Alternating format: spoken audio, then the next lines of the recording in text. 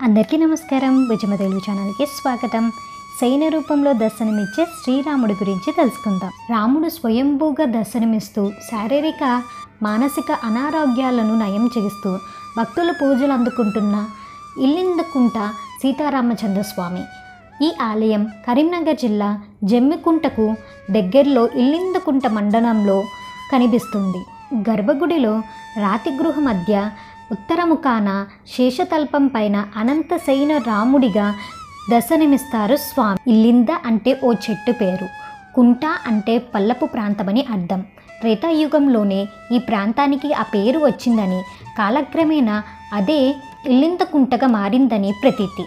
త్రేతాయుగంలో తండ్రి ఆజ్ఞను శిరసా వహించిన శ్రీరాముడు సీతాదేవి లక్ష్మణుడు సమేతంగా అరణ్యానికి బయలుదేరాడు. ఆ క్రమంలో ఈ ప్రాంతానికి వచ్చినప్పుడు తండ్రి మరణ వార్త గురించి తెలిసింది. దాంతో ఇక్కడున్న ఇల్లింద అనే చెట్టు గింజలతో తండ్రికి తర్పణాలు వదిలాడంట. అలా ఈ ప్రాంతంలో విశ్రాంతి తీసుకునేందుకు కొద్దిసేపు శయనించాడని, తర్వాత ఇక్కడే స్వయంభూగా వెలిశాడని కథనం. అలాగే ఈ ఆలయంలోని ఉత్సవమూర్తుల ఏర్పాటు వెనుక ఓ ఆసక్తికరమైన కథనం ఉంది. స్వామి మూల విరాట్టుతో పాటు ఇక్కడ ఉత్సవ విగ్రహాలు కూడా ఉండాలని ఒకప్పుడు మహర్షులు తలపెట్టారంట. ఆ ప్రయత్నంలో భాగంగా ఋషులు దేవతామూర్తుల రూపాలను చెక్కేందుకు ఎంత ప్రయత్నించినా విఫలమయ్యారంట. కొన్నాళ్లకు రాముడే ఆకాశవాణి ద్వారా తానే ఆ విగ్రహాలను తీర్చిదిద్దుతానంటూ చెప్పాడంట.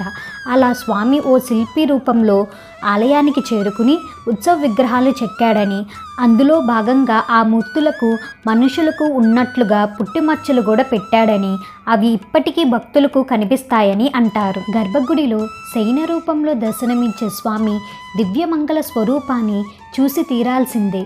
శేషతల్పం పైన స్వామి విశ్రాంతి తీసుకున్నట్లుగా ఉంటే, సీతాదేవి పాదసేవ చేస్తున్నట్లు, లక్ష్మణుడు వింజాంబరం వీస్తున్నట్లుగా కనిపించడం విశేషం. ఈ ఆలయంలో రామలింగేశ్వర స్వామిని శ్రీరాముడు ప్రతిష్ఠించి పూజించారని చెబుతారు.